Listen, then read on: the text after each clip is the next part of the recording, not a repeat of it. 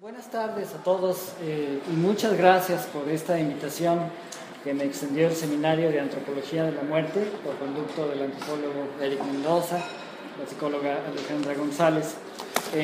Miren, pues ellos me decían en días pasados si requería yo material para exponer, ¿verdad? Equipos para exponer alguna presentación.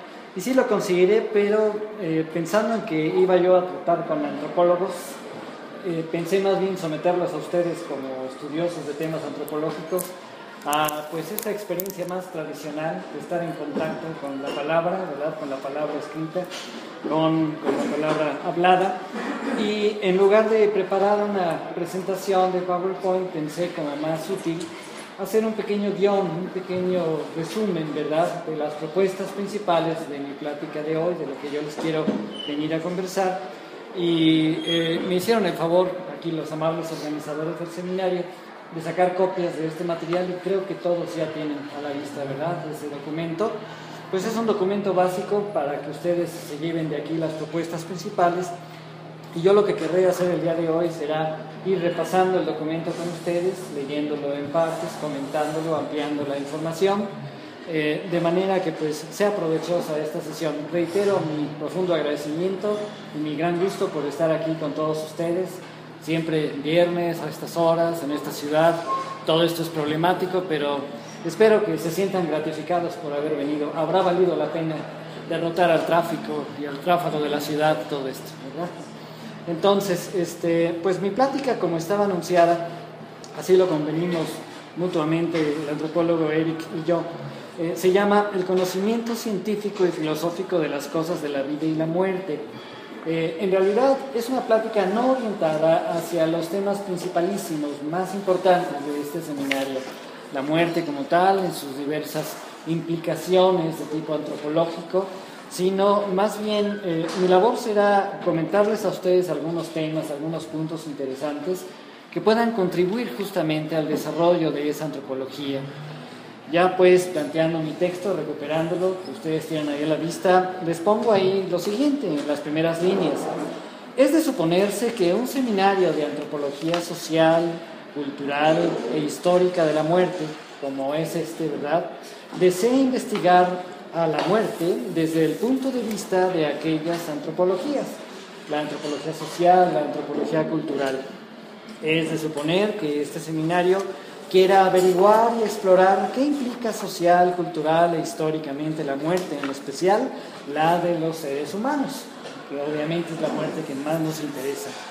Y lo menciono pues porque entonces vamos viendo aquí un tema o un objeto de estudio que queremos conocer, que buscamos conocer y, de ser posible, conocerlo científicamente, hacer ciencia de estas temáticas. Y hablando propiamente de la muerte humana, nos topamos con otro elemento importante planteado a continuación. Por supuesto, y de un modo adicional, pueden ver ustedes en el texto, la muerte, y en particular la de los seres humanos, plantea numerosos, bastantes, muchos problemas filosóficos. Obviamente la muerte humana siempre nos va a conectar con esta situación de considerarla filosóficamente, ¿verdad?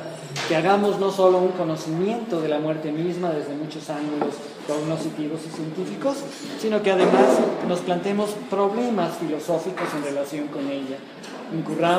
Hagamos una suerte de filosofía de la muerte. Sin embargo, ante este punto en particular, pues nos preguntamos, y así lo ponemos en el apunte, ¿qué son estos? ¿Qué son los problemas filosóficos? ¿Por qué les llamamos filosóficos? Y hablando de ellos, ello nos remite a la consideración de ¿qué es la filosofía? ¿Cómo se puede entender a la filosofía para distinguirla del conocimiento y de la ciencia, o para afirmar el tipo de conocimiento o de ciencia que ella misma, la filosofía, sería? Entonces, con esto estamos planteando ciertas cuestiones, como ustedes se van percatando. Queda claro que no estoy aquí para hablarles a ustedes de la muerte humana en particular, en su relación con las culturas humanas. Me encuentro aquí más bien para hablarles, ven ustedes ahí, del conocimiento, la ciencia y la filosofía. Esta será mi intención de esta ocasión, conversar con ustedes, plantearles algunas propuestas, algunas ideas, en relación con estos importantes conceptos útiles para su labor. Como se dice allí, esto es con el fin de ayudarles a conocer qué son estos objetos o temas y contribuir a que comprendan ustedes en sus trabajos del seminario, comprendamos todos, en qué consiste conocer y hacer ciencia y filosofía, pues específicamente de la muerte humana en relación con las propias culturas humanas. Entonces, este es mi objetivo el día de hoy, y creo que por eso fue por lo que me invitó Eric, ¿verdad? Porque en alguna otra ocasión académica en la que tuvimos oportunidad de convivir, yo presentaba estos temas, los trabajábamos con cuidado en un nivel universitario, que es que podemos entender por conocimiento, por ciencia, por filosofía, y pues me parece que son temas que pueden aportar, que pueden contribuir mucho a los trabajos de este seminario. Sin embargo, de inmediato apunto una cosa que me parece pertinente, que creo que ofrece pues un marco interpretativo importante para todo lo que yo les voy a decir. Ustedes ven ahí a continuación, inmediatamente me apunte la siguiente observación. Haremos esta revisión, les voy a hablar de algunas propuestas sobre el conocimiento, la ciencia y la filosofía desde una perspectiva filosófica singular. La de la filosofía moderna del sentido común. Es decir, podríamos hacer una reflexión sobre nuestras temáticas de hoy desde muchos ángulos filosóficos, desde muchas perspectivas filosóficas. Pero yo quiero hacer explícito que me basaré en una de ellas que me parece muy importante y que ustedes tendrían también hoy oportunidad de conocer, de empezar a apreciar, ¿verdad? Comenzar a apreciar. Es como allí ponemos la perspectiva de la filosofía moderna del sentido común, de la cual inmediatamente aclaramos que es una perspectiva que se delineó sobre todo a partir de un filósofo escocés del siglo XVIII, un personaje poco conocido en el ambiente filosófico contemporáneo, pero del que poco a poco se ha ido adquiriendo mayor conciencia de su gran importancia, de su relevancia, el filósofo escocés Thomas Reid, ¿verdad? Reid se pronuncia Reid. Y este personaje, debo platicarles rapidísimamente alrededor de lo que aquí estoy mencionando, es un personaje muy importante de la filosofía moderna en su etapa ilustrada, es un gran exponente de la llamada Ilustración escocesa. Él fue contemporáneo de dos grandes autores que la gente conoce mucho en relación con esa Ilustración escocesa. El filósofo escocés David Hume, precisamente muy importante en cuanto a los temas de la epistemología, de la teoría filosófica en relación con el conocimiento y la ciencia, y el filósofo moral y economista, sobre todo, Adam Smith.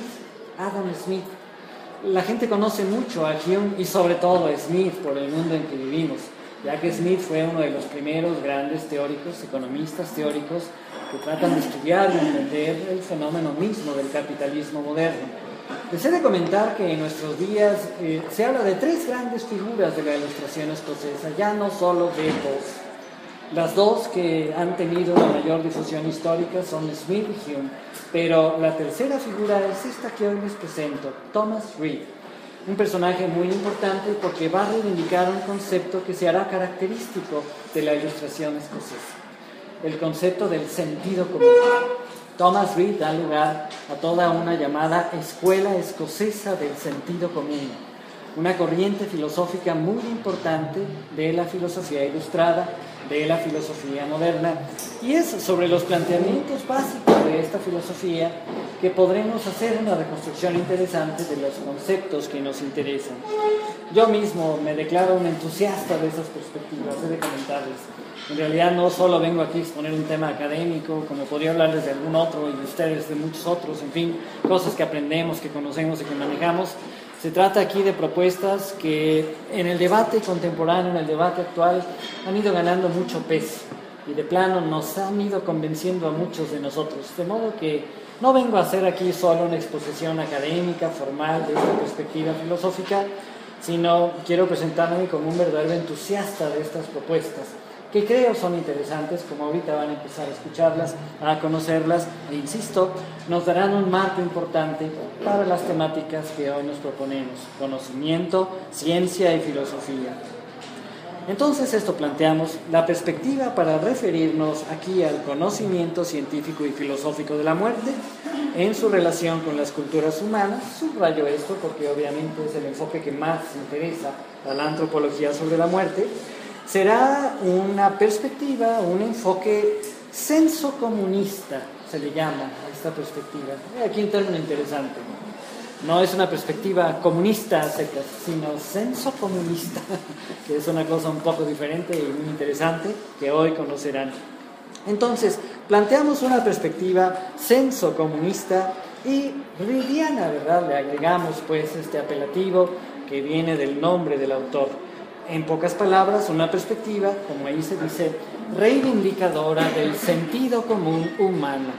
Y quiero subrayar ese adjetivo, sentido común humano. Estaremos hablando del sentido común, propiamente aludiendo que aquí hablamos de un sentido común humano a partir de toda una filosofía que, como les digo, se apoya fundamentalmente en la obra de ese filósofo escocés llamado Thomas Reid. También quiero mencionarles rápidamente que este filósofo, para despertar su curiosidad, es conocido desde el siglo XIX muy puntualmente, cuando se asimiló y se conoció bien su obra, como el Kant escocés. A Reid se le llamó desde el siglo XIX el Kant escocés, por dos razones fundamentales, ¿verdad? Porque su filosofía, por supuesto, es muy próxima, muy cercana a la del gran alemán Immanuel Kant, pero bueno, se trata de una filosofía no alemana como la de Kant, sino su filosofía es la de un autor que dijo cosas muy parecidas, aunque diferentes a las de Kant, y las dijo en Escocia, ¿verdad?, como autor escocés que él era, y entonces por eso se le conoce como el Kant escocés.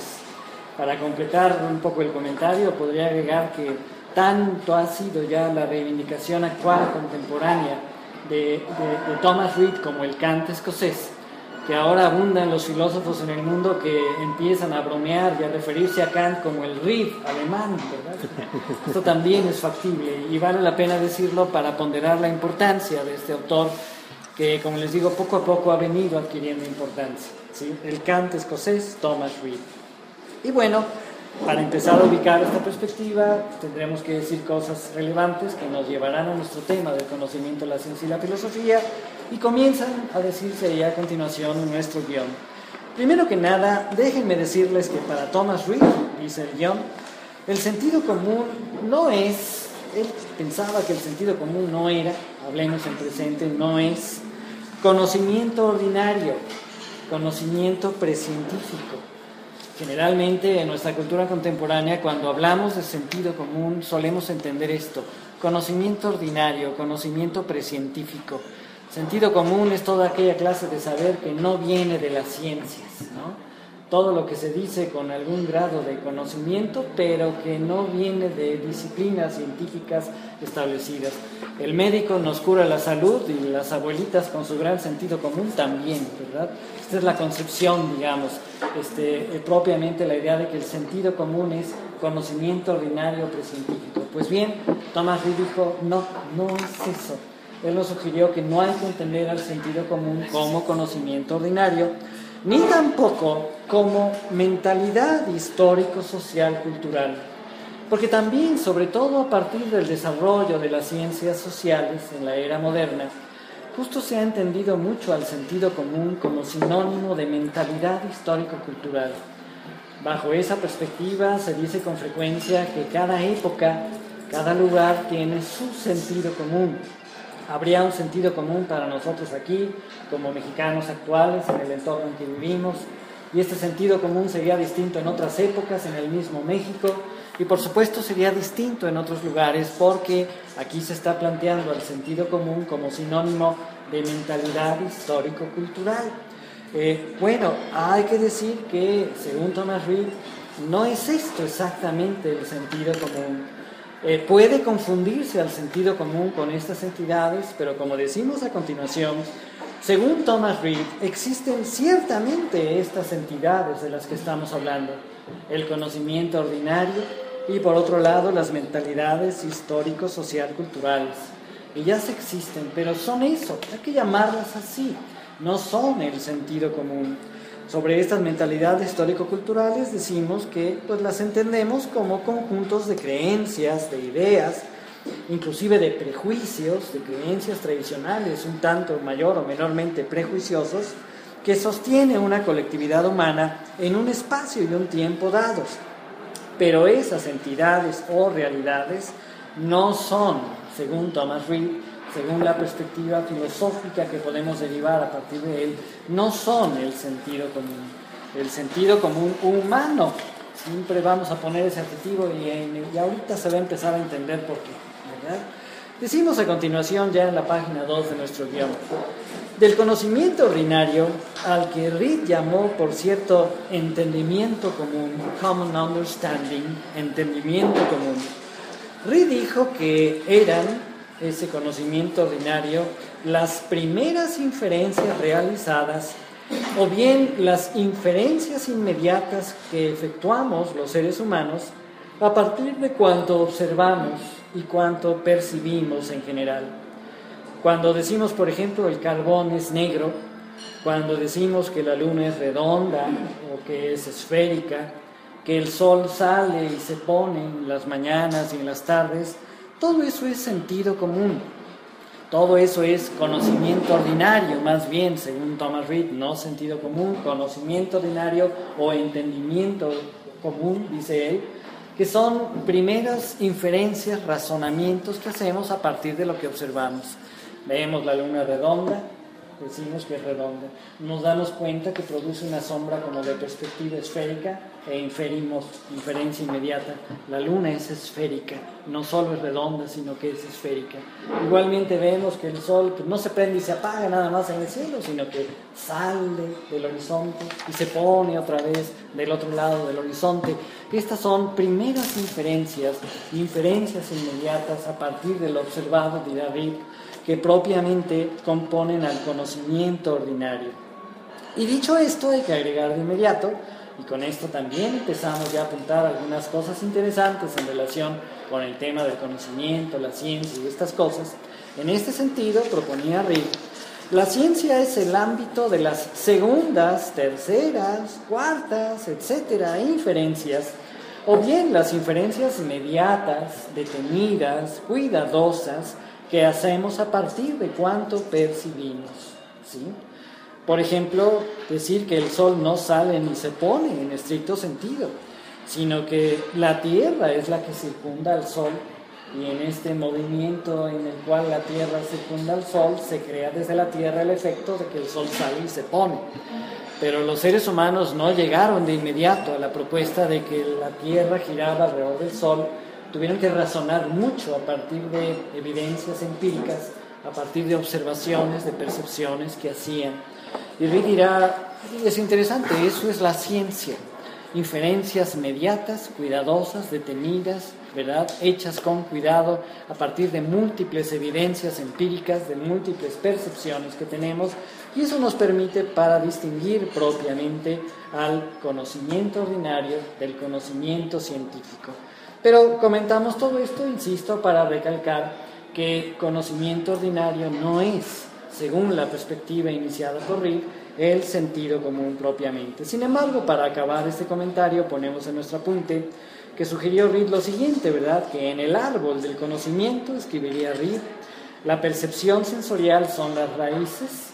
Nuestro conocimiento tiene que apoyarse mucho, no total, no exclusivamente, pero sí mucho en la percepción empírica, y entonces la percepción son las raíces del conocimiento. El entendimiento común, el conocimiento ordinario, sería el tronco de ese árbol del conocimiento, serían nuestras primeras inferencias a partir de lo observado, y las ramas de ese árbol de conocimiento serían justamente las ciencias. Pero esta no es más que una figura, más que una alegoría muy esquemática que planteó Reid para ir entendiendo estas temáticas del conocimiento ordinario y del conocimiento científico. Agregamos allí de inmediato, y esto es algo que cumpliremos más adelante, ¿verdad? Ya diremos algunas otras cosas sobre la ciencia a partir de Thomas Reid. Lo que por el momento conviene recalcar es que para él el sentido común, ya lo hemos dicho, no era conocimiento ordinario, no era mentalidad científica. El sentido común era mucho más que un simple sentido. Ya puestos a reflexionar en qué es propiamente el sentido común, observaba Reed que, atención, el sentido común es mucho más que un simple sentido. No es solamente aquel sexto sentido, como le podríamos llamar, que coordina los otros 5 sentidos físicos. Esto lo afirmaron filósofos a lo largo de la historia. Hay muy interesantes, muy atractivas explicaciones de esto en filósofos a lo largo de la historia, como Aristóteles, como Santo Tomás de Aquino, el gran Aquinate, ¿verdad? O ya en el siglo XX, la gran filósofa alemana norteamericana Hannah Arendt, en un libro muy bello de esa filósofa, La vida del espíritu, The Life of the Mind, la vida del espíritu, la vida de la mente, ¿verdad? Se le traduce como la vida del espíritu. Ella propone que el sentido común es el sexto sentido que coordina a los demás. Y esa es una afirmación muy afortunada, muy esclarecedora por parte de Arendt, ¿verdad? Que, pues bueno, nos dice algo sobre el sentido común que, insisto, no es propiamente lo que Reed entendía por sentido común. Para él, el sentido común es mucho más que un mero sentido. ¿Qué es para Reed el sentido común? Pues lo decimos a continuación, en un párrafo que trae numerosas palabritas en cursivas para subrayar la importancia de esa afirmación. Para Thomas Reed, el sentido común es toda una estructura básica de la mente del animal en cuestión. Aquí hay que decir algo interesante, ¿verdad? Por eso hemos estado hablando de sentido común humano. Reed va a plantear que el sentido común es una estructura de la mente, pero la mente no es solo humana. La mente está presente en muchos animales, y esto ya se daba cuenta de ello Reed en su siglo XVIII, tienen una mente, tienen una vida mental, y tendrían por lo tanto esta estructura básica que será el sentido común. Por eso ahí planteamos esto, ¿verdad? Reed habló de un sentido común humano. Él destacó que ante todo le interesaba el sentido común humano, y con esto ya sugerimos lo que iremos más adelante, que otras especies animales tienen su propio sentido común en rigor. Pero hablando del sentido común humano, encontramos que él es, como allí proponemos, la forma específicamente humana propia de nuestra especie, culturalmente muy plástica y muy variable. Reed era consciente de esto ya en su siglo XVIII, que esa mente humana es muy plástica, muy variable en sus maneras de trabajar, de funcionar, en sus productos mismos, ¿verdad? Pero es pues la forma específicamente humana, culturalmente muy plástica y variable, de percibir y entender al mundo, o a todo lo que es real, al mundo o a la realidad, al universo. Así como también esa estructura específicamente humana es la específicamente humana para actuar en el mundo, actuar en la realidad. Esto será pues sentido común para Reed, la forma propia de una especie para percibir al mundo, para entenderlo, para actuar en él. Y aquí ya se va adivinando, pues, por lo que acabamos de decir, que otras especies animales también tienen su forma específica de hacer todo eso. Ellas también poseen su respectivo sentido común. Podríamos hablar de un sentido común canino.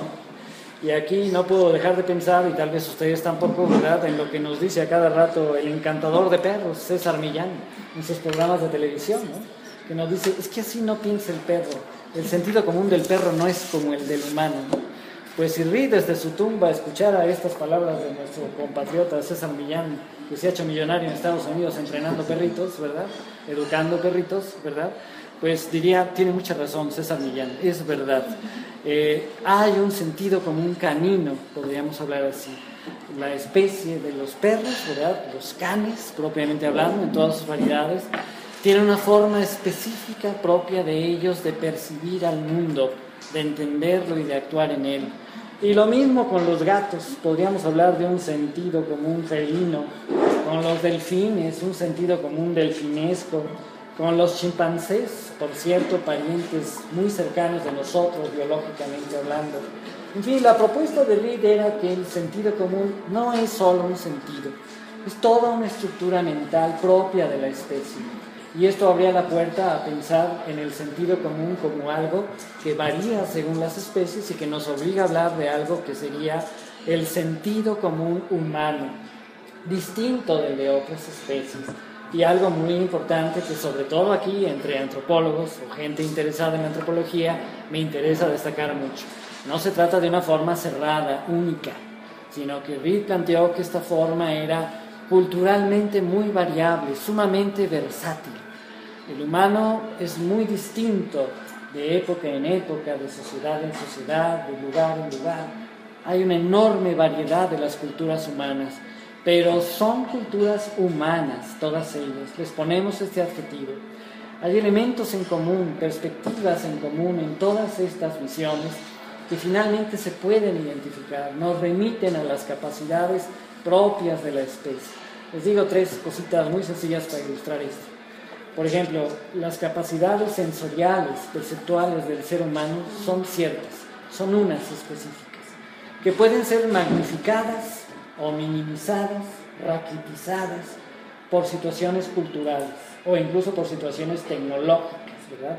El ser humano puede hacer inventos para mejorar su visión, inventos para mejorar su audición, pero el ser humano tiene ciertas capacidades que por más que las culturas le den la oportunidad de ampliarlas o minimizarlas, son distintas de las de otras especies. Pienso, por ejemplo, en los perros, ¿verdad?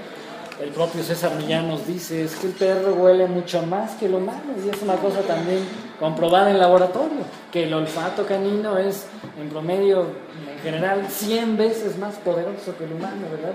Detecta más olores en el mundo que nosotros.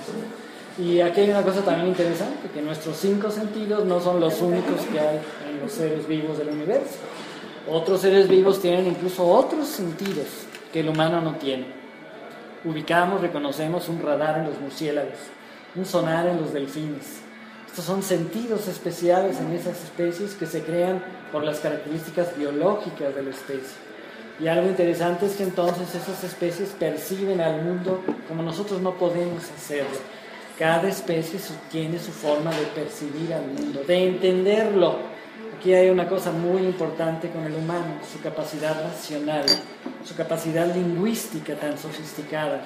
Con estas capacidades el ser humano entiende al mundo de maneras tremendamente versátiles, en comparación, muy distintas en comparación con las maneras de entender al mundo de otras especies animales, que también lo entienden, pero no la entienden como el humano.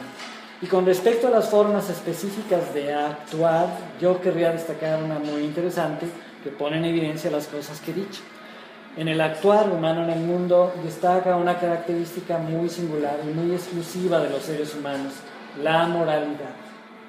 Solo los humanos actuamos moralmente en el mundo. Y otra vez aquí viene la cuestión. Las morales, los sistemas morales son variadísimos, son muy heterogéneos, muy variados a lo largo de las culturas, las civilizaciones, las sociedades humanas, pero es muy curioso, en todas ellas hay moral.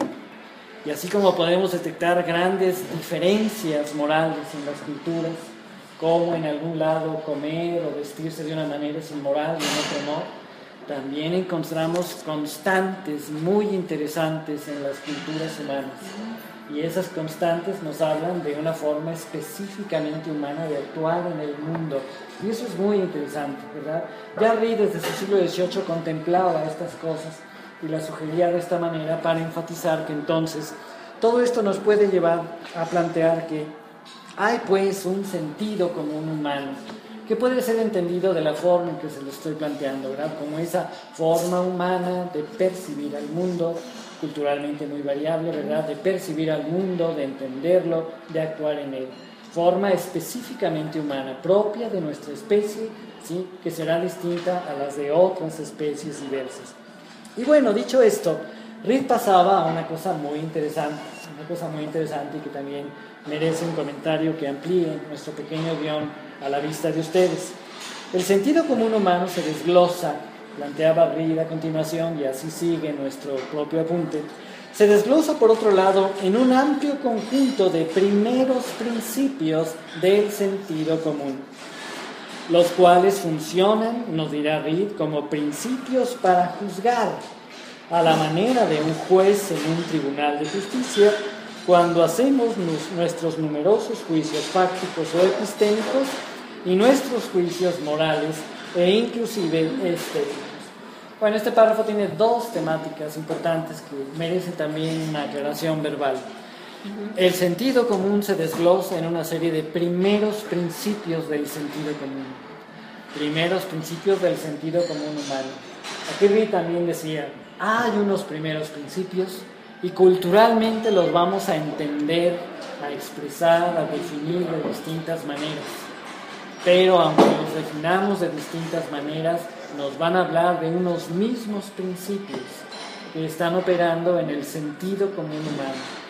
Reed se abocó mucho a esta investigación, la de los primeros principios de un sentido común humano, los principios de nuestro sentido común como seres humanos. Urgen ejemplos que aquí no pongo, pero se los quiero mencionar de entrada, ¿sí? Decía Reed como un ejemplo, para todo ser humano es un principio de sentido común que todas las cosas que él piensa, todo lo que él piense, todo lo que él sienta, todo lo que él idee, ¿verdad?, se le ocurra, todo lo que experimente, lo experimentará él mismo. No lo experimenta otro ser, lo experimenta él. Otro primer principio de sentido común muy interesante es que todo lo que percibimos con claridad, nos dice Reed, asumimos que es real. Asumimos que es real. Y esto también se ve en las múltiples culturas humanas, que cuando los seres humanos en todas sus culturas percibieron con claridad ciertas realidades, las creyeron objetivamente reales. Una negación de una realidad objetiva, de esto será muy consciente Reed y escribirá muchas páginas al respecto, una negación de una realidad objetiva es un desarrollo cultural que no se da en todas las culturas. En Occidente claramente se vio este desarrollo cultural para llevarnos a la gran filosofía idealista, que nos hace dudar de una realidad objetiva, que nos dice que la realidad es una construcción de la mente humana, en fin. Pero dice Reed, sin embargo, la gran mayoría de las culturas humanas, espontáneamente, podemos decir, el ser humano es un realista, filosófica, epistemológicamente hablando, que cree en la realidad objetiva de lo que percibe. Porque he aquí un primer principio de sentido común. De hecho, dos.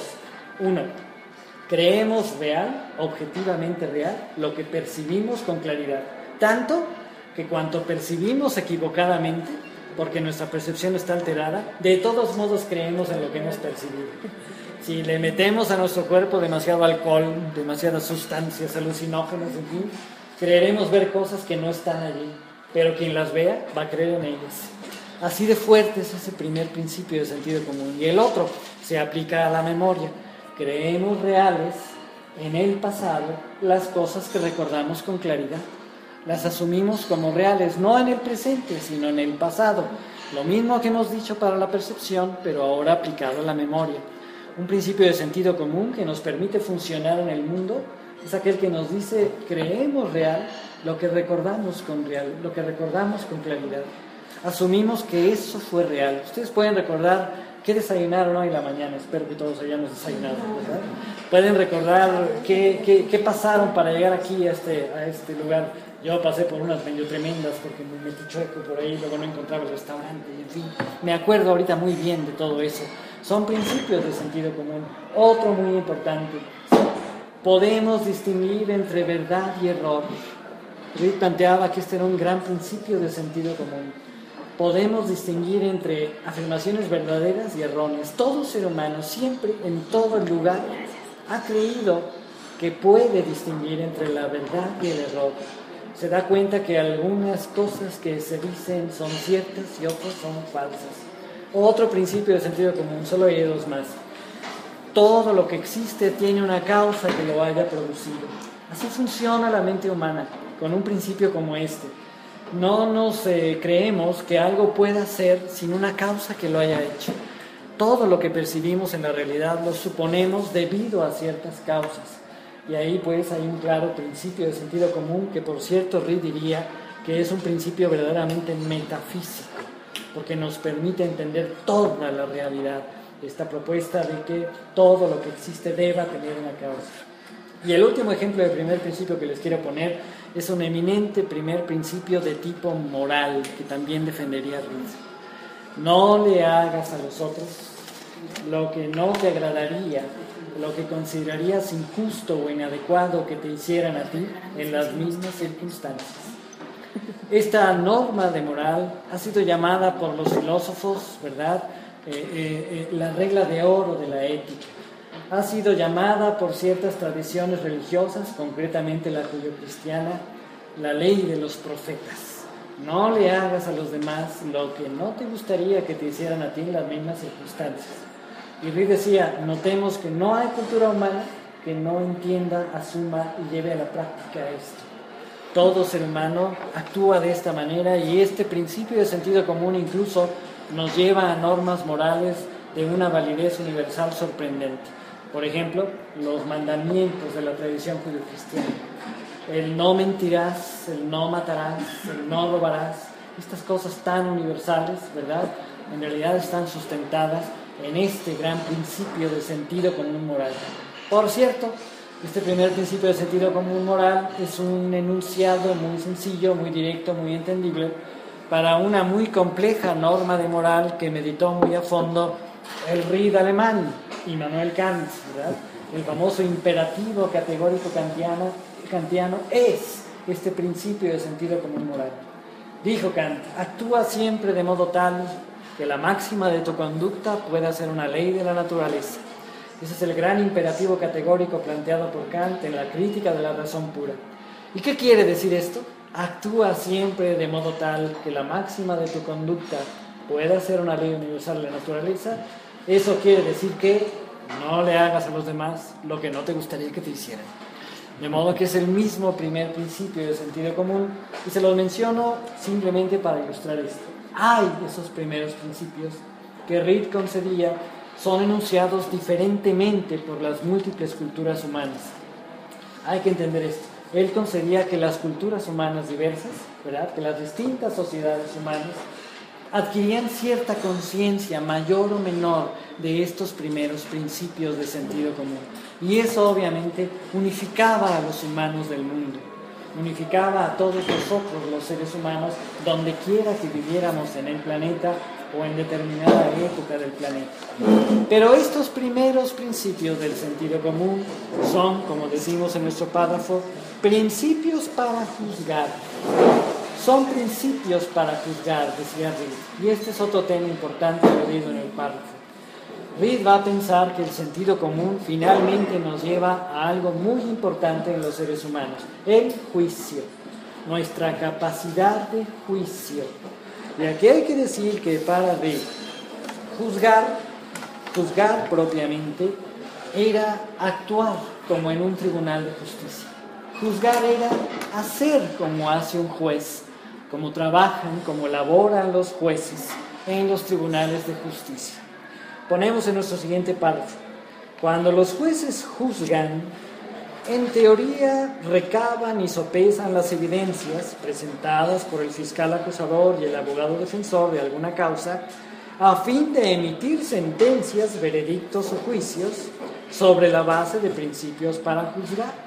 Aquí hay toda una definición de lo que es el juzgar para Thomas Reed. Hacer como hace un juez. ¿Y qué hace un juez? Recaba, reúne, recoge y sopesa, pondera, valora evidencias para emitir sentencias, veredictos o juicios, precisamente. En mi párrafo yo puse, esto hace en teoría un juez, porque bueno, sabemos que en los hechos no siempre pasa así. Si ustedes vieron la película mexicana muy buena, tremenda, de hace unos pocos meses, ¿verdad?, hace unos pocos años, ¿verdad?, Presunto culpable, vemos que ahí tristemente en nuestro medio mexicano, pues esto no pasa, ¿verdad? Esto no ocurre así. Pero bueno, en teoría ocurre así y habría sociedades donde esto ocurre mejor. Aquí tenemos el inmejorable ejemplo de las series y las películas que luego nos presenta el mundo anglosajón, ¿verdad?, que nos presentan los Estados Unidos, Europa, en fin, donde nos muestran los juicios, como se hacen en Inglaterra, como se hacen en Estados Unidos. Bueno, pues ahí más o menos, no perfectamente, porque luego Michael Jackson no paga las que debía, cosas así, pero más o menos eso funciona bien. porque más o menos esto es juzgar propiamente, y esto recuperaba Rick desde su siglo XVIII. Juzgar es hacer esto, hacer como un juez. El ser humano en su mente todo el tiempo está siendo como un juez. Está recabando evidencias, sopesándolas y emitiendo sentencias, veredictos o juicios a partir de ciertos principios. Como decíamos en el párrafo anterior, ¿verdad? Esos juicios que hacemos los humanos en nuestras mentes son de diversos tipos, pero podemos destacar tres muy claramente. Juicios fácticos o epistémicos. Nos preguntamos qué son las cosas y hacemos juicios para juzgar, para decir qué son las cosas. Juicios morales, muy importantes. Hacemos las cosas y evaluamos moralmente si eso que hicimos fue bueno, fue malo, fue correcto, fue incorrecto, fue debido o fue indebido. También hacemos juicios estéticos a cada rato. Escuchamos una canción en la radio y decimos qué bonita canción o qué fea canción. Nos metemos a un cine, vemos una película y decimos gran película la que vi o qué porquería fílmica acabo de ver, ¿verdad? Hacemos juicios todo el tiempo al respecto de las situaciones que enfrentamos. Y esto planteaba Rick, esto es juzgar, hacer como un juez. Y la mente humana todo el tiempo es propiamente como un juez. Juzgamos con base en principios. Y como ponemos ahí, ¿verdad?, sobre la base de principios, que sobre todo son segundos, terceros o cuartos principios culturales y disciplinarios. ¿Cómo juzgan los jueces en los tribunales de justicia del mundo? Obviamente tomando en cuenta la jurisprudencia, los casos previos, tomando en cuenta las leyes, los códigos, que son los de su sociedad. ¿Cómo juzgamos nosotros una película que acabamos de ver? Con base en criterios que son los de nuestra cultura. ¿Cómo juzgamos una acción moral? Con base en reglas morales que por lo general son las de nuestra cultura. ¿Cómo juzgamos una realidad para decir lo que es? Con base en principios, en conceptos que son los de nuestra cultura, los de nuestro saber. De modo que juzgamos con base en principios para juzgar, y esos principios son propiamente principios de tipo cultural y de tipo disciplinario.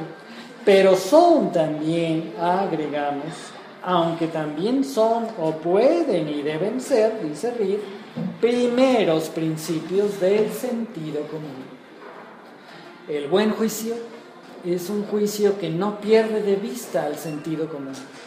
El buen juicio siempre será un juicio que tome en cuenta los primeros principios del sentido común, que trate de relacionarlos y armonizarlos con principios culturales para juzgar. Cuando hay esto, hay sentido común, podemos ir entendiendo esto. Cuando la persona juzga con gran sentido común, decimos que lo hace porque juzga con principios de sentido común. En nuestra lengua española tenemos un ejemplo literario maravilloso para pensar en estas situaciones que ya destacaba Reed, ¿verdad? Reed no las manejó, no las conoció, no las aprovechó, pero nosotros sí podemos hacerlo. Don Quijote y Sancho Panza. En la novela de Don Quijote vemos claramente que el personaje de Sancho Panza, que es por cierto un campesino analfabeto, sencillo, un hombre para nada culto, que precisamente le fascina estar al lado de Don Quijote, porque Don Quijote le enseña muchas cosas, y sabe muchas cosas, y a Sancho Panza le fascina acompañar y escuchar a Don Quijote, pero Sancho Panza tiene lo que Don Quijote no tiene, sentido común. Él juzga muy adecuadamente Sancho Panza las situaciones, porque en sus juicios hace intervenir principios de sentido común. Esto de acuerdo al personaje de Cervantes.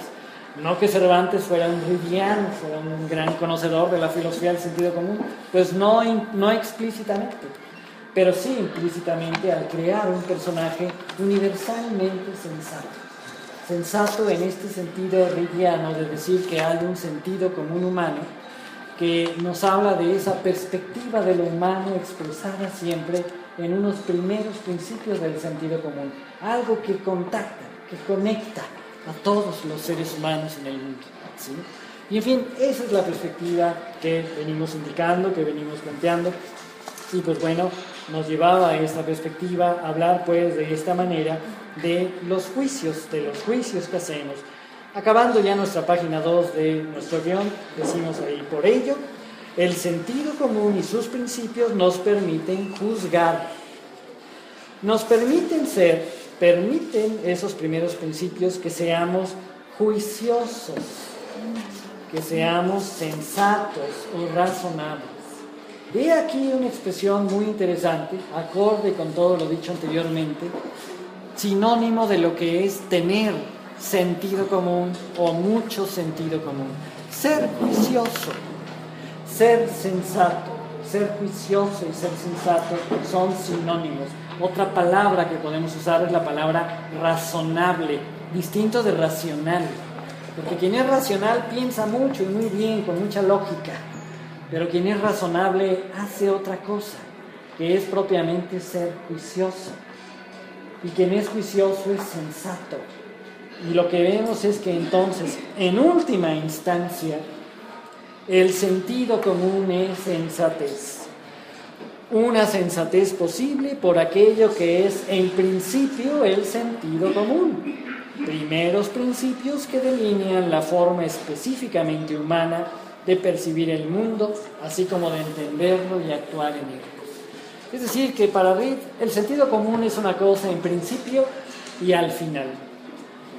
En principio el sentido común es nuestro conjunto de primeros principios que delinean la forma específicamente humana de percibir al mundo, de entenderlo, de actuar en él. Pero eso nos va a llevar a lo que en última instancia es el sentido común: sensatez. Esto es lo que en esencia o en última instancia será el sentido común: sensatez. Comienza la página 3 de nuestro guión diciendo lo siguiente: en principio, el sentido común es sentido común común. Vamos a jugar con las palabras y decir esto. Y a final de cuentas, o en esencia, el sentido común es sentido común sensato o sensatez. Notemos que en la expresión sentido común se hace referencia a algo común a todos los seres humanos. Ese algo común, ahí lo ponemos, es la estructura mental de ciertos primeros principios y de algo a lo que podemos acceder como seres humanos: sentido o sensatez, razonabilidad, juiciosidad, gracias a todo aquello que tenemos en común. Según Reid, pues, es muy cierto, no todos llegamos a ser sensatos, pero todos tenemos con qué llegar a ser sensatos. Si nos lo proponemos, si entendemos esto, si nos esforzamos por serlo, podremos ser sensatos. Hay gente a la que esto le resulta más fácil, por su educación, por sus circunstancias, hasta por su biología, ¿verdad? Por su temperamento, su carácter de cierta manera. A otra gente le será más difícil, pero todos pueden llegar a esto, ¿sí?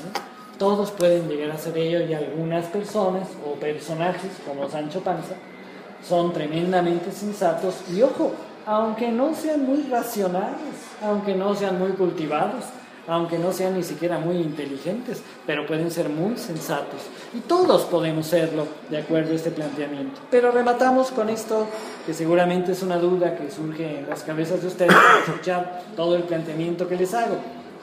Cuando se dice que el sentido común es el menos común de los sentidos, se dice algo muy cierto: que todos tenemos lo necesario para ser sensatos, pero no todos llegamos a serlo. Aquí se entiende al sentido común como lo que en última instancia o en esencia es ese sentido común: sensatez, razonabilidad, juiciosidad. Bueno, ahora bien, el sensocomunismo reidiano propone que cuando percibimos, juzgamos. Esto también es importante considerarlo. Reid dirá que cuando los seres humanos percibimos con nuestros sentidos, también juzgamos. Al percibir se juzga. Y percibir no es solamente algo muy bonito, muy interesante que aquí se abre. Percibir no es solamente recibir pasivamente información de la realidad. No es sencillamente recibir los llamados datos de los sentidos a través de los sentidos físicos, que de acuerdo con esto serían meras ventanas o puertas de la mente o el alma humana. No, Reid sugería algo muy sensato, precisamente, muy interesante, que nos va introduciendo a detalles verdaderamente epistemológicos de este autor, pero en un momento más podemos aclarar qué es eso de lo epistemológico, ¿verdad? Percibir es hacer algo.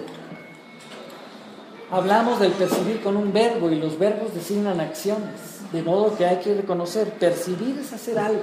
¿Qué es? Es ir a tomar información de la realidad, aquella que podemos pescar de esa realidad con ayuda de nuestros sentidos corporales, que son distintos en otros animales. Por eso otros animales pueden pescar de la realidad cosas que nosotros no pescamos de ella, no tomamos de ella. Nuestro perrito en casa puede oler muchas más cosas en nuestra cocina de las que nosotros olemos.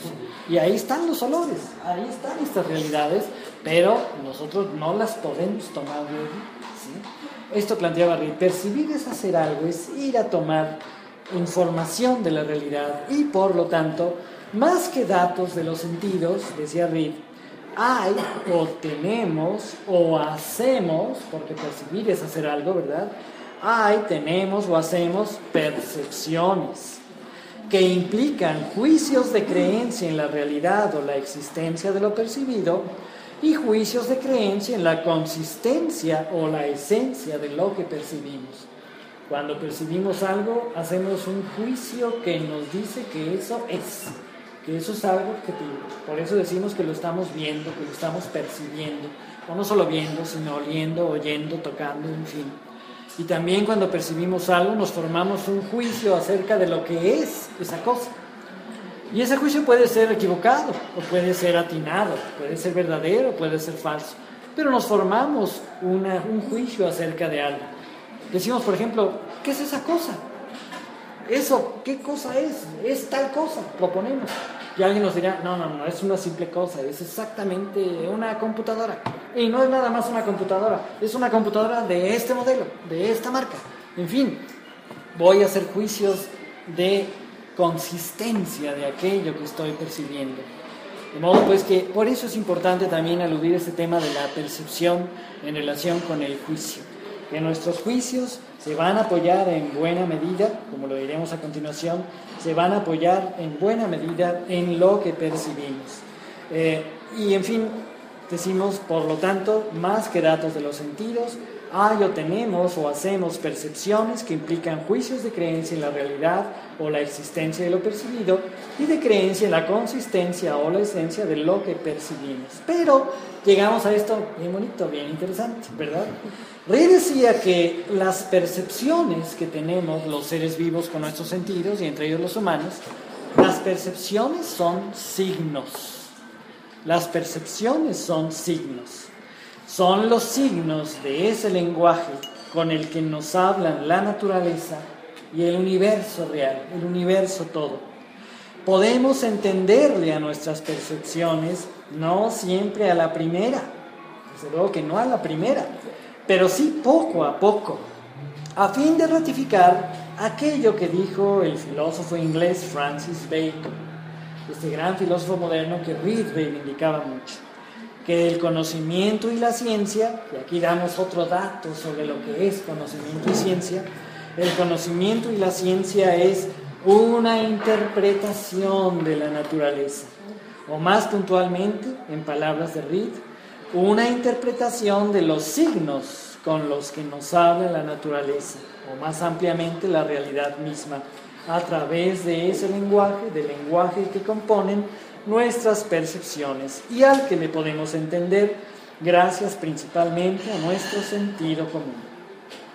Y aquí con esto cerramos esta consideración sobre el sentido común que nos damos cuenta es muy importante para juzgar y para entender lo que percibimos cuando juzgamos, lo que estamos haciendo incorporar en nuestros juicios que queremos entender. Por eso es muy importante el sentido común. Y llegamos a esto, con base en lo anterior y de forma coherente con ello, ¿qué podemos decir ya ahora que son, por fin y ahora sí, nuestros temas? El conocimiento, la ciencia y la filosofía. Bueno, pues los conocimientos que provienen de nuestros juicios, capaces de provenir de nuestros juicios, como acabo de decir, muchos de ellos apoyados en la percepción sensorial, aunque no todos ellos, porque ciertos juicios están apoyados no en percepción sensorial, sino en otras informaciones que recibimos, no a través de la percepción sensorial. Entonces decimos, los conocimientos capaces de provenir de nuestros juicios son, y aquí pues estamos volcando una sencilla, pero me parece atendible, digna de consideración, definición, caracterización de lo que es el conocimiento. Los conocimientos son aquellos enunciados o proposiciones que nos dicen cómo son en verdad las cosas de las que estamos hablando. Esto es el conocimiento, un enunciado, una proposición, un juicio, decimos también, que nos dice cómo es en verdad aquello de lo que hablamos. Son los enunciados, los conocimientos, pues, que contienen un grado mayor o menor de verdad. El conocimiento necesita tener verdad para ser conocimiento. Y la verdad está comprendida como la correspondencia, la adecuación entre lo que propone o dice la proposición y lo que sucede en realidad o en los hechos. Esto es propiamente la verdad. La verdad se entiende muy fácilmente, muy asequiblemente, con la vieja, con la tradicional teoría de la verdad como correspondencia, como adecuación entre el dicho y el hecho, entre la proposición que habla de una realidad y la realidad de la que habla la proposición. Esta teoría de la correspondencia es muy antigua. La idearon, la formularon con toda claridad los grandes filósofos griegos, Platón y Aristóteles, pero no se quedó en ellos. He de comentarles que la filosofía contemporánea ratifica, pule mucho esta concepción. Hay un gran filósofo contemporáneo, el norteamericano John Searle, por ejemplo, que en efecto destaca que esta es la concepción, ahora sí que más verdadera de la verdad, más sostenible de la verdad. Aquella que nos dice que la verdad se predica de las proposiciones, de los enunciados, de los juicios, se dice de ella, y consiste esa verdad en que lo que diga la proposición corresponda, se adecue a lo que dice, a lo que es el hecho. Puedo decirles, por ejemplo, que en esta habitación hace un frío enorme, y con eso no les estoy dando un conocimiento, no estoy diciendo algo verdadero. Más bien todos tenemos calor, ¿verdad? Es un día caluroso, pero que bueno, es el calor del conocimiento, ¿no? El calor. Entonces, bueno, esto podemos decir que son los conocimientos. Y eso nos lleva a lo siguiente que dice nuestro guión. Enunciados que no sean mínimamente verdaderos no podrán ser conocimientos, sino simples creencias o conjeturas.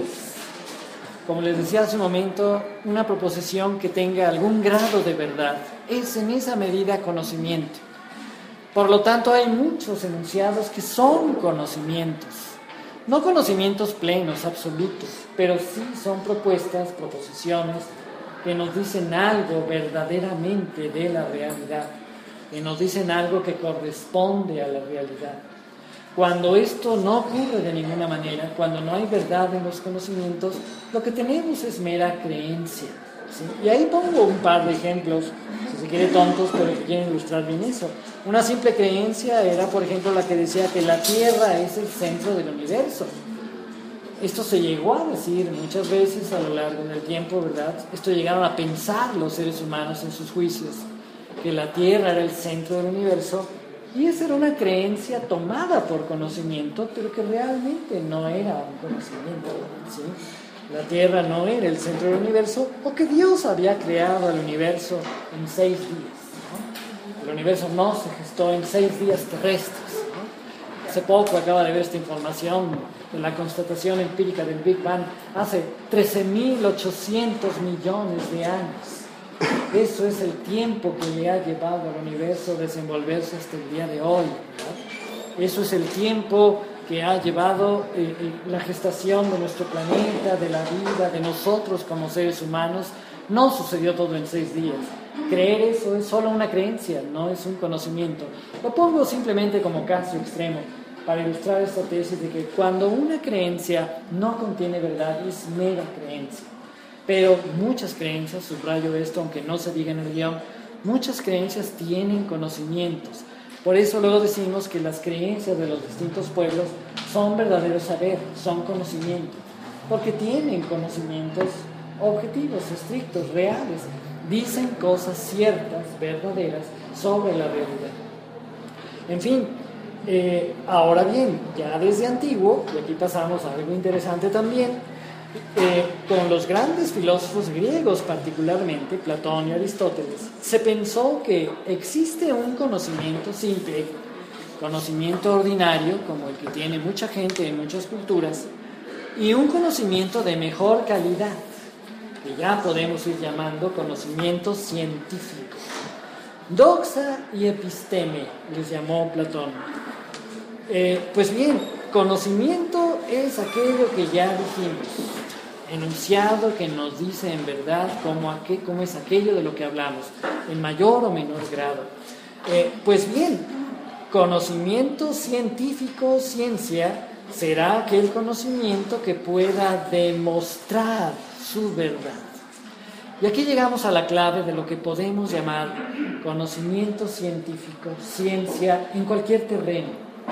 Ciencia es, para decirlo muy sintética, muy directa, muy claramente, conocimiento demostrable.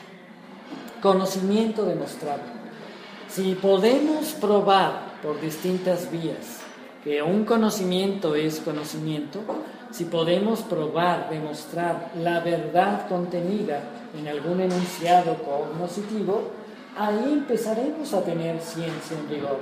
Esto ya lo supieron, ya lo dijeron filósofos en la antigüedad, muy claramente los filósofos griegos, en cuyo contexto se delinea con claridad esta propuesta de un conocimiento de clase especial, de clase muy completa, ¿verdad? De una clase pues superior, podríamos decirlo, con respecto al simple conocimiento ordinario, que es el conocimiento científico. Conocimiento demostrable.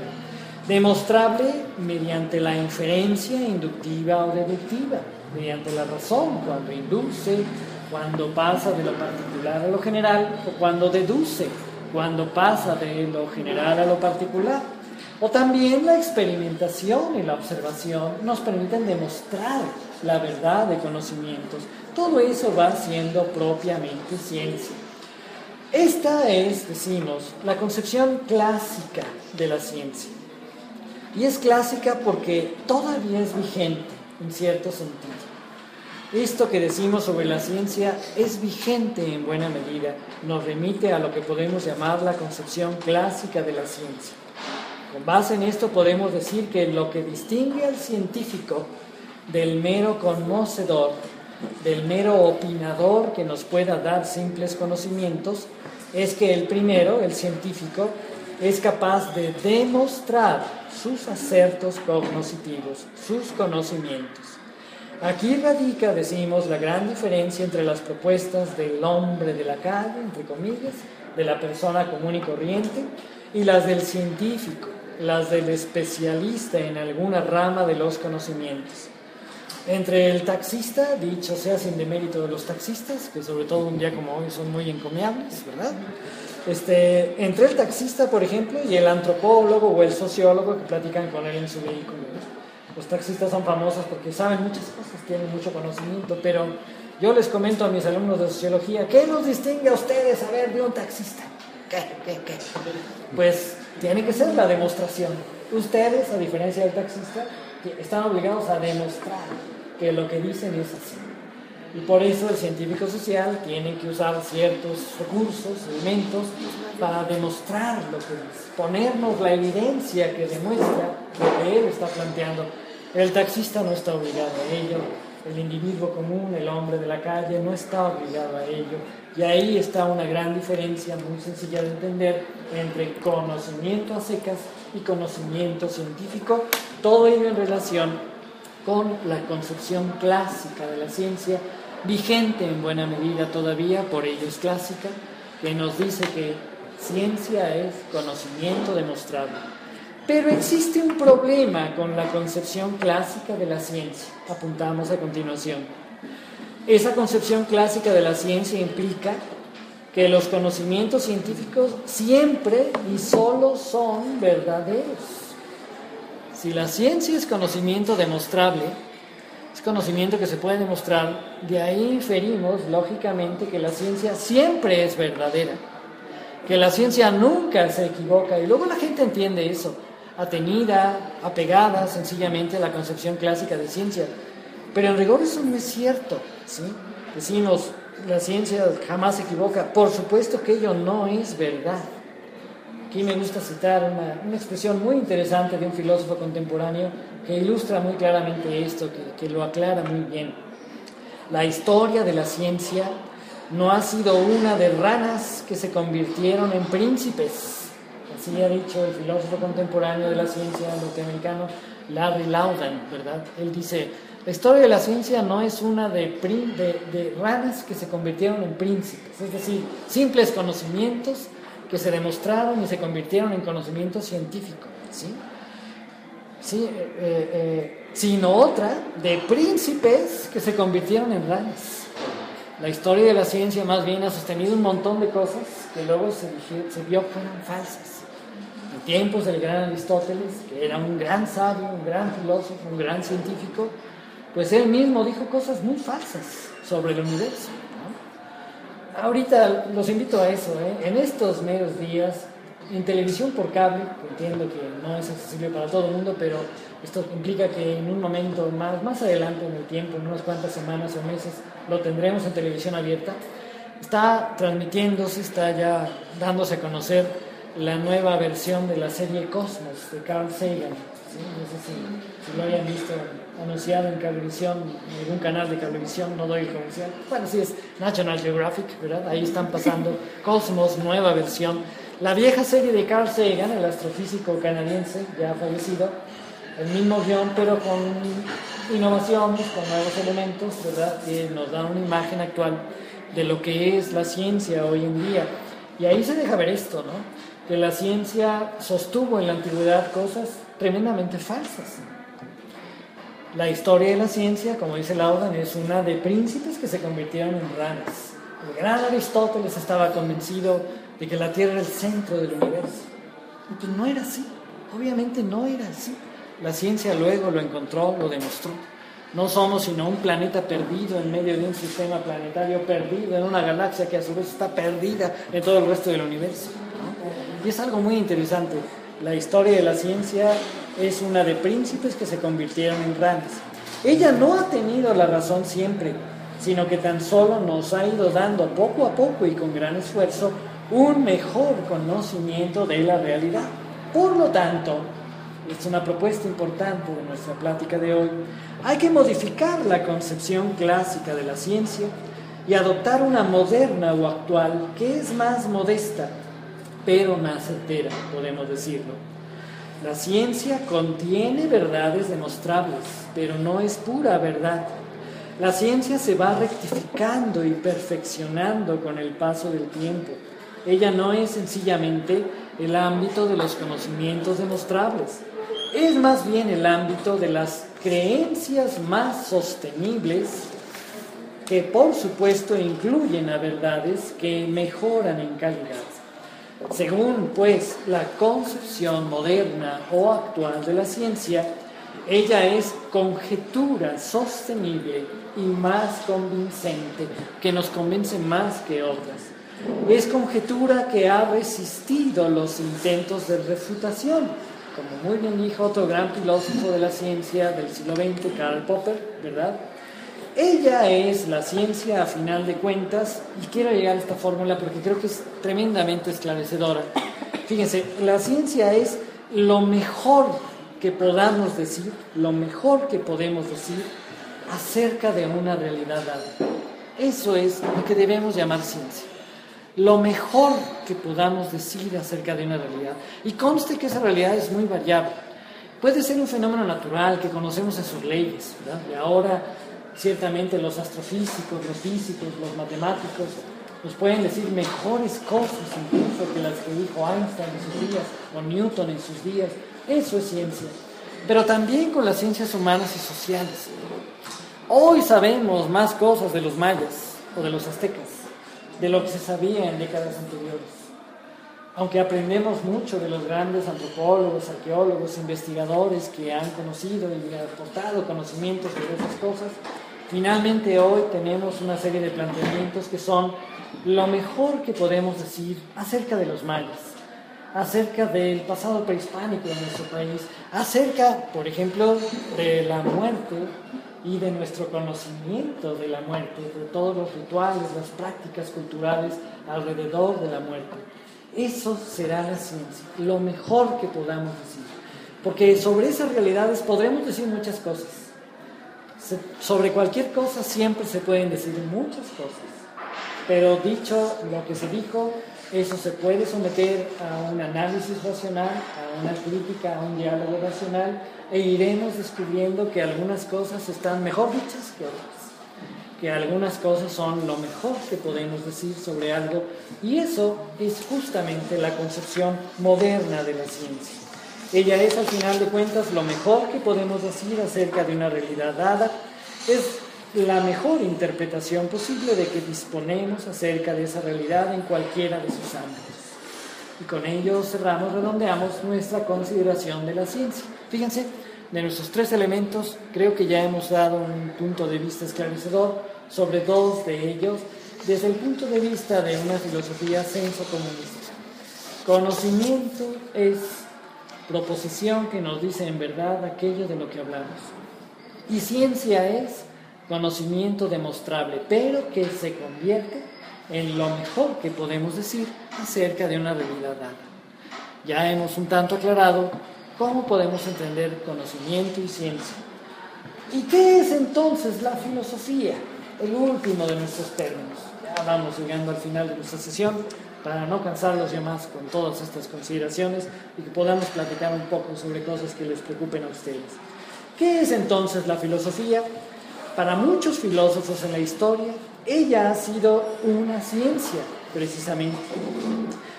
Aquí viene una definición interesante de la filosofía como ciencia que les quiero proponer. La ciencia de las estructuras más profundas, más esenciales de la realidad, no solo humana, sino también la humana. La ciencia primera, como la llamó Aristóteles, eso puede ser la filosofía. La ciencia primera, llamada también, como sinónimo de ciencia primera, metafísica, la disciplina filosófica por excelencia. ¿Qué es la metafísica? La ciencia primera, la filosofía como ciencia, ciencia de las estructuras más profundas, más esenciales de la realidad no humana y humana. Y a la metafísica la acompaña siempre una rama específica suya, que es la de la metafísica de todo lo humano. Eso es la antropología filosófica. Yo defiendo, creo que es defendible, es sostenible, una antropología filosófica que complementa a la antropología física, la antropología cultural, la antropología social, cualquier estudio que hagamos del ser humano. Habría un estudio del ser humano en sus estructuras últimas, más fundamentales, a donde no llega la psicología, a donde no llega la antropología en sus diversas ramas. Eso sería antropología filosófica y sería una rama de la metafísica entendida como ciencia. Los filósofos que han pensado de esta manera, aclaro, han sido los creadores de grandes sistemas filosóficos. Han sido los filósofos sistemáticos y propositivos, como Platón, Aristóteles, Santo Tomás de Aquino, Spinoza, Hegel, Heidegger y muchos otros. Esta es filosofía sistemática y propositiva. Pudiera llamarse a esta filosofía, que también es una concepción de la filosofía, porque recordemos que todo esto, la propuesta de una filosofía propositiva, viene justamente de decir que la filosofía es una ciencia, y muchos filósofos en la historia así lo han creído. Pero para muchos otros filósofos en la historia, decimos al final de la página 4 de nuestro apunte, la filosofía, más que un tipo especial de conocimiento o de ciencia, es una actividad consistente en plantear problemas de cierto tipo, los problemas filosóficos. ¿Y en qué consisten estos? Consisten en preguntar aquello que se da por supuesto y sobre lo que no se ha preguntado antes. Como cuando Sócrates le preguntaba al militar, al general Alcibíades, allá en el Ágora ateniense, ¿verdad?, ¿en qué consiste ser valiente? O al artista, ¿verdad?, no sé, a Mirón, el escultor, no recuerdo con quién conservaba él, con quién platicaba él, ¿verdad? Al artista, ¿en qué consiste la belleza? ¿No? Todo general, todo militar da por supuesto que tiene que ser valiente, pero no siempre sabe qué es ser valiente. Todo artista sabe que está creando cosas bellas, pero no siempre sabe qué es lo bello, o su contrario, lo feo. Esto, preguntar por lo que se da por supuesto, preguntar por lo que no se suele preguntar, esa es la pregunta filosófica, esa es la problematización filosófica. Sócrates mismo y todos los Sócrates de la historia, filósofos como Diógenes, como Guillermo de Ockham en la Edad Media, David Hume en la era moderna, el escocés que mencionábamos hace rato, Friedrich Nietzsche, por ejemplo, el gran Nietzsche, este gran alemán del siglo XIX, Ludwig Wittgenstein, este gran filósofo del siglo XX, han representado con claridad esta otra concepción de la filosofía problematizadora, le llamaremos, que se puede combinar con la anterior, no solo para dar lugar a grandes filósofos tanto propositivos como problematizadores, por ejemplo, René Descartes, ¿verdad?, o Kant, Immanuel Kant, el gran Immanuel Kant, o el filósofo del que hoy les he hablado, Thomas Reid. Estos filósofos han combinado los dos tipos de filosofía. Su filosofía es tanto problematizadora como propositiva, ¿verdad?, sino que también la combinación de ambas lleva a la filosofía propositiva hacia aquellas estructuras últimas y esenciales que ella estudia. ¿Por qué hay una ciencia filosófica posiblemente? ¿Por qué puede hablarse de la filosofía como ciencia? Por los problemas filosóficos. Ellos nos llevan a hablar de las estructuras últimas de la realidad, de los elementos esenciales de la realidad. Llegamos a ellos por los problemas filosóficos, es la propuesta. Y esto nos lleva a decir, es un jueguito de palabras que espero que se comprenda bien, pero creo que es algo que aporta, ¿verdad? La mejor filosofía propositiva es la que se apoya en la filosofía problematizadora, y la mejor filosofía problematizadora es la que nos lleva a la filosofía propositiva. La filosofía es así tanto propositiva como problematizadora. Es, y aquí ponemos cursivas a esto que puede ser asumido como una definición, una caracterización de lo que es la filosofía. La filosofía es un ejercicio consistente en preguntar permanentemente acerca de lo que se da por supuesto para alcanzar conocimientos de un tipo muy especial, específicamente conocimientos filosóficos. Eso es la filosofía. Con ello hemos aclarado, creo que podemos considerar aclarados, pienso yo, salvo su mejor opinión o lo que ahorita conversemos, estos tres conceptos que nos han ocupado: conocimiento, ciencia y filosofía. Pero hay una última temática por resolver y aquí la planteamos. ¿Son perfectamente compatibles el conocimiento, la ciencia, la filosofía? No necesariamente, ya que la filosofía puede negar al conocimiento. Hay filosofía que niega al conocimiento. Eso es justamente el escepticismo. Decir que el conocimiento es imposible, que no podemos llegar a conocer. Y la ciencia a su vez puede negar a la filosofía, como lo ha hecho históricamente con respecto a la metafísica. Justo desde Hume y desde Kant, y no se diga en la filosofía moderna, en la filosofía contemporánea del siglo XX, hubo el continuo ataque a la metafísica como ciencia, ¿no? Hubo filósofos, eran filósofos que decían: la metafísica es imposible, no puede haber una ciencia filosófica. Entonces, no hay una perfecta compatibilidad de entrada entre conocimiento, ciencia y filosofía. La filosofía puede negar al conocimiento y la ciencia negar a la filosofía. En relación con esto, Thomas Reid, regreso a nuestro autor sensocomunista, pensó que el conocimiento y la ciencia provienen ambos de juicios, como ya vimos. Generamos conocimientos que pueden llegar a ser científicos mediante juicios. Y ellos se basan en el sentido común bien entendido, no como conocimiento ordinario, como mentalidad histórico-cultural, sino como sentido común humano. Y no se oponen a este sentido, no se oponen el conocimiento y la ciencia. He aquí una afirmación interesante: no se oponen el conocimiento y la ciencia al sentido común. Al contrario, la buena ciencia y el buen conocimiento se apoyan en el sentido común, ¿verdad? Lo que se opone a la ciencia y al conocimiento son creencias que luego pasan por conocimiento, conjeturas que fueron sostenibles, convincentes en un momento dado, pero que luego probaron ser falsas, que no resistieron la refutación, que no fueron sostenibles, o simples creencias que tiene la gente diciendo cómo son las cosas de una manera por completo desatinada, sin contener verdad. A esto se oponen el conocimiento y la ciencia, pero no al sentido común. Solo se oponen a un conocimiento mal hecho, a las meras creencias que no son conocimiento, queremos plantear. La ciencia se puede contraponer al conocimiento ordinario, pero tanto el conocimiento como la ciencia y aún la filosofía provienen de juicios que, de basarse en el sentido común y sus principios, que de ser lo más sensatos posibles, esos juicios hacen perfectamente compatibles y coherentes entre sí al conocimiento, la ciencia y la filosofía.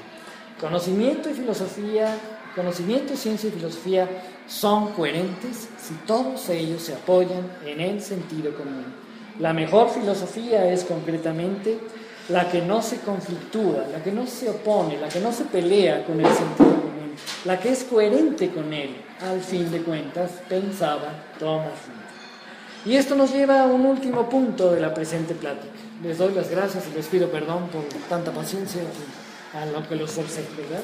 Esto nos lleva a un último punto en la presente plática. ¿Qué pueden decir hoy de la muerte y de sus implicaciones culturales, históricas y sociales, tanto el conocimiento y la ciencia como la filosofía?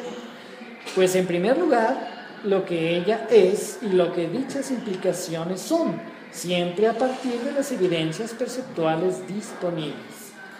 Podemos conocer el objeto de estudio de este seminario, podemos decir cosas muy convincentes, muy sostenibles, podemos proponernos decir las mejores cosas posibles sobre nuestros objetos de estudio. Y en segundo lugar, podemos decir ciertas tesis que equivaldrían, como ya lo he dicho, a las mejores posibles, las más sostenibles y convincentes en torno a la muerte y sus implicaciones que podemos afirmar o proponer hoy. A esto le llamaríamos la ciencia actual sobre dichas realidades, sobre estas realidades en particular de la muerte y sus implicaciones culturales, históricas, sociales. Y puede haber, desde luego, una filosofía de la muerte. Acabemos con esto, ¿verdad?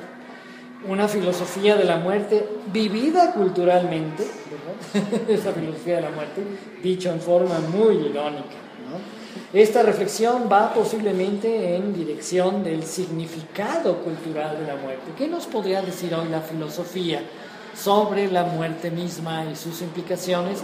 Justo el gran significado cultural que éstas tengan. Esto último lo dijo muy sabiamente Hannah Arendt. Retomo otra vez a esta filósofa cuya obra es muy compatible con la de Thomas Reid, ¿verdad? Lo dijo muy sabiamente Hannah Arendt para distinguir entre ciencia y filosofía.